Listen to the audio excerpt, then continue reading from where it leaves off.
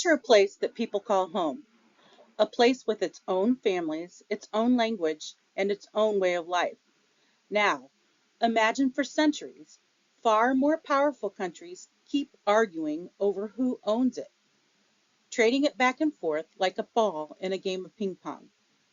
Rarely did anyone stop to ask the people who actually lives there and why they wanted it. That place is real. It's an island called Taiwan, and its story is still being written today. There's something true about any country. You can study it through different lenses, and each one shows you something different.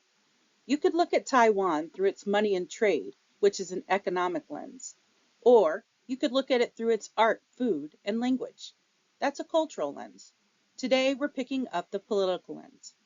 That means that we're asking about power. Who's in charge, who wants to be, and who gets to decide. Hold on to that idea. At the end of this presentation, you'll get to choose your own lens for a country of your choice. So here's our big question, and it's one that doesn't have a single right answer. Who gets to decide who governs a place? The people who live there? A bigger, stronger neighbor? A promise made long ago? For Taiwan, it comes down to this. Is Taiwan its own country, or is it a part of China? To even begin to answer that, we can't start with today's headlines. We have to rewind all the way back and watch who controlled this island and when. So let's build a timeline. Here's a map of the tiny island of Taiwan.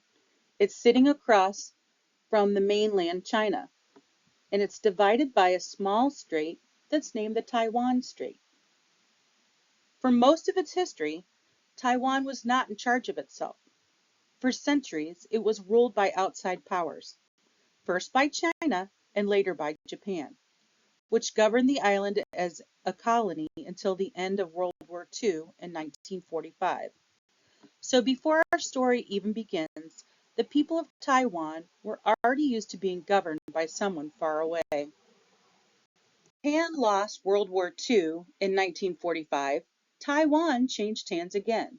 Control passed to a Chinese political party called the Nationalists, also known as the KMT. Taiwan was now governed from mainland China again. But that arrangement would not stay peaceful for long, because back on the mainland, a war was already brewing. Off to the right here, you can see a picture of a Chinese nationalist soldier at the end of World War II in 1945, and he's the one with the grenade strapped across the front of his chest. On the mainland, two sides were fighting for control of all of China. On one side stood the nationalists, or the KMT. On the other stood the communists. The Civil War dragged on for years, and in 1949 the communists won. They seized the mainland and formed a new government. The nationalists had lost. On the screen, there's a map of China tracing the three great campaigns of 1948 and 1949. The arrows sweeping across the country as communists pushed the nationalists back. So, the defeated nationalists did something dramatic. They fled across the sea to the island of Taiwan and set their government up there. They kept their old name, the Republic of China, and insisted that they were the rightful owners and rulers of China. The communists, now in charge of the mainland, claimed exactly the same thing about themselves. From that moment in 1949 until today, Taiwan has governed itself, and the mainland's government has never once ruled the island, and still claims Taiwan as its own. That knot is the center of our whole story, and to understand how it got pulled so tight, we need to see who else stepped in.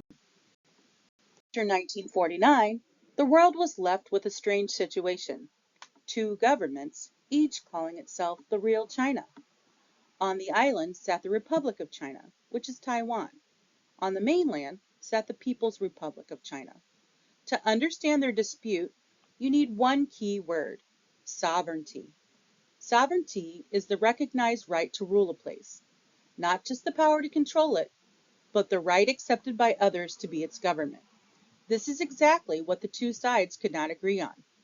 The mainland insisted Taiwan was part of China and would one day have to rejoin it. Taiwan governed itself, and most of its people said only they had the right to decide their own future. So who holds sovereignty over Taiwan? That question still has no agreed answer. Now in our timeline, a third player is going to enter our story. In the early 1950s, during the Korean War, the United States, worried about communism spreading across Asia, moved to protect Taiwan from the mainland. From that point on, the most powerful country in the world had a stake in this small island's future. Taiwan was no longer just caught between two Chinas, it was now caught between two giants. Years later, the United States and Taiwan made it official.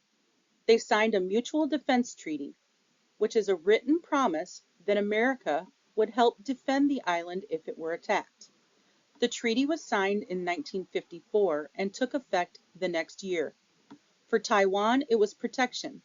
For the mainland, it was a foreign power standing in the way of what it considered its own territory. Then, in 1979, everything flipped. President Jimmy Carter decided the United States would officially recognize the mainland's government, the People's Republic of China, as the real China. He ended the old defense treaty with Taiwan and moved America's official ties to Beijing. But the U.S. did not abandon Taiwan completely. Congress passed a law called the Taiwan Relations Act, which kept America helping Taiwan in unofficial ways, including selling it weapons to defend itself. Not everyone agreed. Senator Barry Goldwater took the president to court to try to stop him. Goldwater lost, and so the United States settled into a careful balancing act it still performs today. Where does all this leave Taiwan today? It runs its own government, holds its own elections, and has its own military. By almost any everyday measure, it acts like a country. But only about a dozen of the world's nations officially recognize it as one. Even the United States, Taiwan's biggest protector, refuses to say clearly whether it would defend the island if the mainland attacked. That deliberate vagueness even has a name: strategic ambiguity. The result is an island that governs itself, but whose place in the world was never truly settled. Which raises the real question: if this has stayed unsettled for more than 70 years, how do we even begin to weigh which side has a stronger claim? You come in. A careful historian does not pick a side first and then go looking for proof. They gather the evidence on every side and weigh it, like a scale. So let's lay out the strongest evidence for each side as fairly as we can. Then the weighing is up to you. First, the case that Taiwan is already its own country. Taiwan has governed itself since 1949. It holds free elections, runs its own military, prints its own money, and issues its own passports.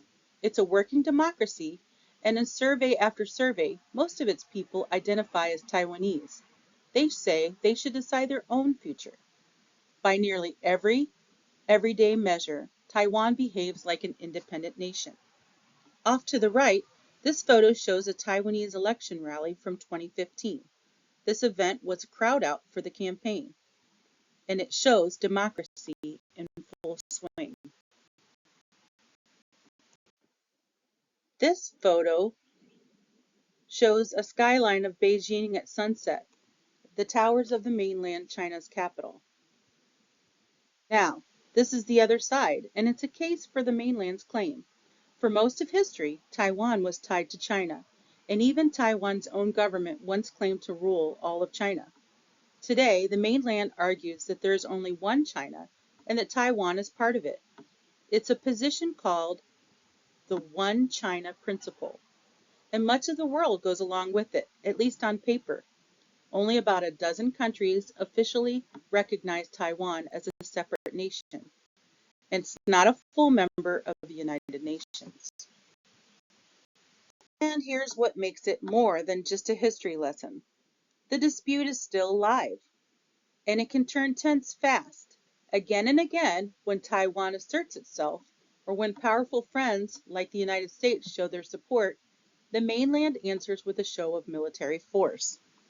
When a senior American leader visited Taiwan in 2022, China sent warplanes and staged live-fire drills around the island. Similar drills have followed in the years since, each one a reminder that this question is not settled and that the stakes are very real. So now the scale's in your hands. You've heard the strongest case for each side. Which evidence do you find more convincing and why? And here's the part real historians never skip. What evidence is missing? What would you go looking for to decide? A sharp question is often worth more than a quick answer. Remember, we looked at Taiwan through just one lens, the political one. You could pick up a different lens, its economy, its culture, its place in the world, and see a whole new side of the same island. So here's your challenge. Choose a country that interests you. Choose a lens. Then write your own essential question about it. An essential question is one that doesn't have an easy answer. Because in the end, the question we started with belongs to every place on the map. Who gets to decide who governs a place?